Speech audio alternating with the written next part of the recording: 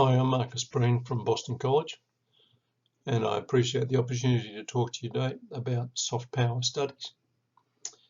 And I want to use this opportunity to talk about this subject as a way to explore what is an increasingly large field, not only within communication and media, but also technology. So I've put the subheading, if you like, or the subtitle as Contending Communication. I want to thank the organisers of this conference for inviting me or accepting my proposal and for inviting me to make this presentation. And certainly I want to thank the National Tsinghua University of Education in Tsinghua City for hosting this event. I'm sorry we can't all be there in person and celebrate this event and this sharing of knowledge with you. I want to make a few comments about the invention of soft power and recognise at a very difficult time in world history at the moment that soft power is really a very valuable tool because it means that we can approach that challenge of power, if you like, without resorting to violence, without warfare. Now, of course, this goes back to the history of rhetoric, and that as a history, if you like, of the power of persuasion, a remarkable history that stretches back thousands of years. And I want to just make a couple of points about the comments and approach that Aristotle made way back in the day to mention the sort of moral characteristics of persuasion and the moral characteristics of how power are worked out. You know, it's really a matter of recognizing what's good or bad, what's true or what's just. And of course, in the pursuit of justice, we, as it were, are always attempting to take on this comment, as Christoph Rapp suggested in the very valuable Stanford Dictionary of Philosophy, which is, quote, even those who just try to establish what is just and true need the help of rhetoric when they are faced with a public audience. And I suppose I'm going to be using some rhetoric here today, but also to make the point that the fundamentals of rhetoric are about those sort of moral choices that we seek to make.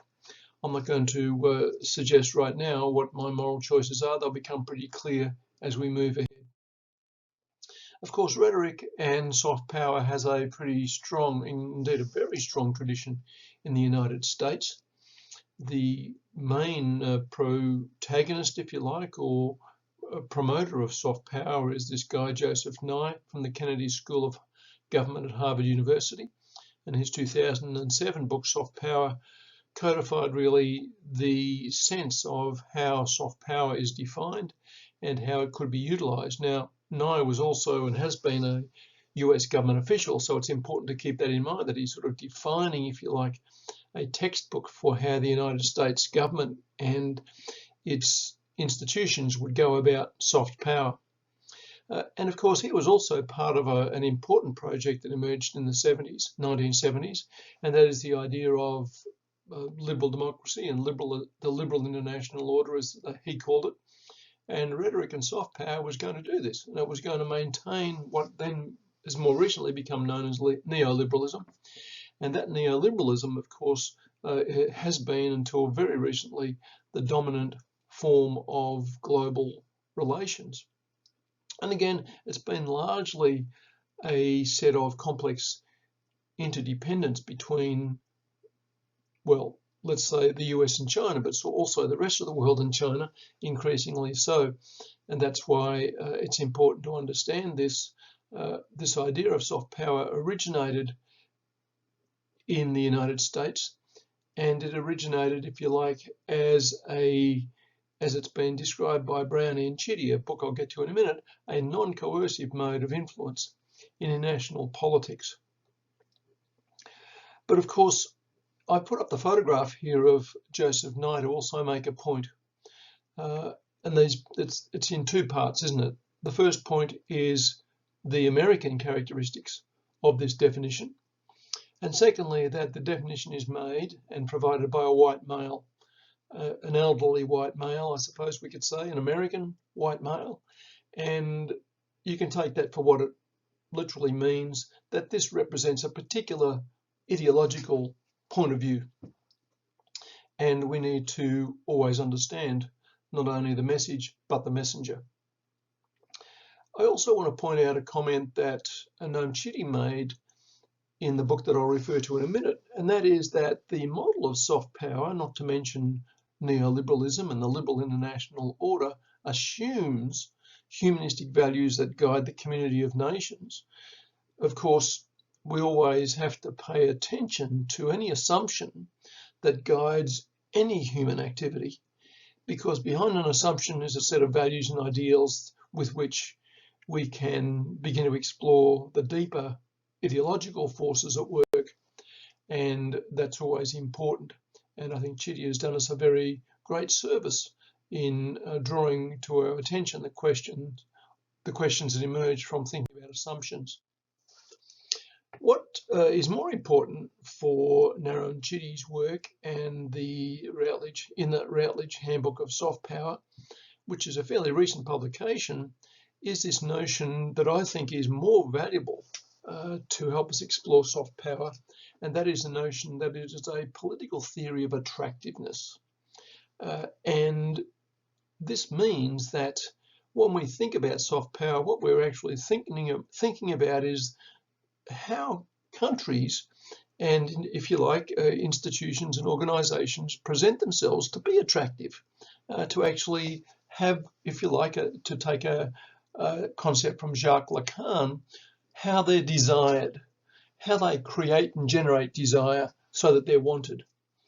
And of course, this very notion of attractiveness is being broadened all the time as more and more countries, if you like, join the beauty contest. And soft power studies can perhaps be an exploration of a study of the beauty contest. Here's a cover of the book that is a very useful book for what I think of as soft power studies, which we should pay much closer attention to in technology studies as well as media and communication. But it involves now, because of the emergence of new powers, a different kind of politics. And this politics is now being played out on a number of different levels. And Nye was quite correct in identifying how soft power is played out culturally, how it's played out through policy, public policies, and also corporate policies, how it has an ethical component. In other words, what kind of morality, to go back to Aristotle, is being put into play, whether it's good or bad, whether it's pursuing justice or not. And different forms of and understandings of justice are very important, coming from different cultures. Similarly, legal, military, political, domestic models all are part of this very broad range of attempts at soft power to what I've called manage attractiveness. And nations and their governments seek to manage attractiveness. Now, of course, the media representations are really where this comes from, because at least at the level of public discourse, but also generally speaking, how that public discourse translates into public policies is important. And the media representations really bring this contest into play. And because with the rise of China, we have to recognize that there's a new framework. And that new framework is a Chinese framework, and of course a socialist and communist framework, and a different one fundamentally to that's been generated in the West and that has dominated the world for about 400 or 500 years. So this attempt to manage attractiveness through soft power is really quite powerful and important. And of course, what China represents in its attempt at soft power and at managing attractiveness is, of course, a challenge to what's been established. Now, we should have known about this and the importance of media, and of course we do, if we've been reading some of the key literature. And this book by Jeremy Tunstall, the first iteration of it, The Media Are American, appeared in 1977, and you can see, however many years later, in 2007, the media were American, and the US mass media in decline is significant in the sense in which, of course, at one point, global media really represented the United States. I grew up in Australia, and the media that we saw, and I think now increasingly so, see in Australia is American media, and that was considered global media. We're engaged in the globe, but we were, of course, largely consuming American television, American cinema, American popular music, American theatre, with a bit of British stuff thrown in, and this was increasingly the case, and still tends to be the case, at least in Australia. But now global media, with the rise of other nations, we might think of it as a multimodal world, is now something where other alternative or stronger national cultures and national media systems are producing media representations of their own. And so what they're doing is offering attractive alternatives to Western philosophy, Western values, Western ideology, and the Western way of life. And this is what we need to pay attention to. And as I've said, this is political. There are very strong contests about how power is presented. And of course, as Joseph Nye himself said in 2019, lurking in the background is a growing fear that the rise of China will spell the end of the American era. Well, this is part of the rhetorical kind of anxiety that if it played out, if rhetorical anxiety is not too much of an oxymoron. And what we see is, of course, the idea of the United States is pretty much contestable as a country that relies on rhetoric, that is on soft power and persuasion and not violence. And the top image on the left here, or top left image, tends to indicate firstly raw power associated with the Republican Party, more conservative power in the political party in the United States, and then less raw power dressed up, as it were, with things like LGBTQI rights, women's rights, something like some women's movement material there in the middle, and then at the front of the aeroplane, Black Lives Matter, but still making the point that regardless of the strategies that are put in place, the US pretty quickly resorts or moves to strong power, to violence, to warfare.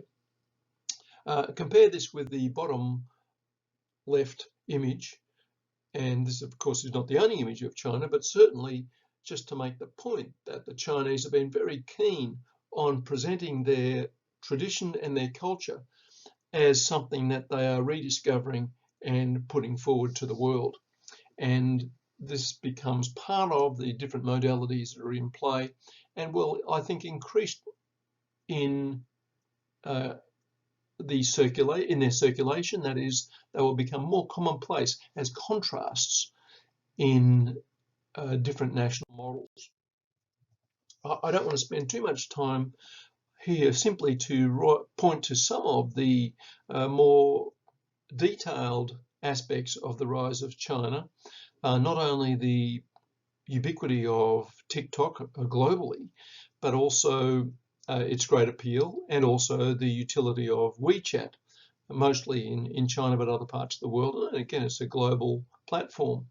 It's worth paying attention also to the notion of Sinicizing Marxism, which is really a very different model or method of approaching this topic, which is to say that it's about a totalizing theory of society, and that the scalar dimensions of China, that's the massive dimensions of China, lend themselves, as it were, to this notion of Sinicizing Marxism, because it's applied right across the country, and it has been applied with variations through Maoism, the theory of Mao Zedong, then through other leaderships, again quite distinctly now through President Xi, then appeals to Confucianism, ancient Chinese traditions, as in the image I just showed you, and then socialism and state management. This complex of different interests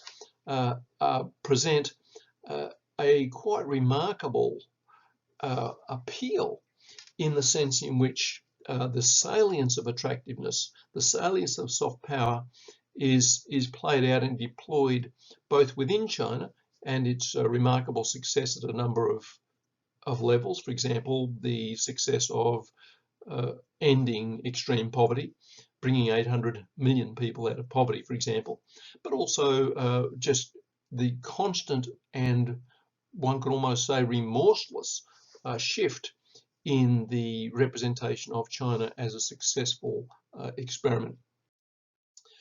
So the conclusion here is to ask the question, what does it actually mean for the Chinese version of soft power to be attractive, and for us to understand and to pay attention to the long traditions of learning and of knowledge that have played out in China over thousands of years, and then how we need to, in the field in which we're interested, which is technology, but also media and communication, how this attractiveness is presented to us, how we might come to fully appreciate it, and really, to make a very important final point, how we can engage with the debate and debates over China, keeping them at the level of non-violence and, if you like, at a more traditional level of understanding, mutual understanding and mutual respect. So thanks for your time. Thanks for your attention.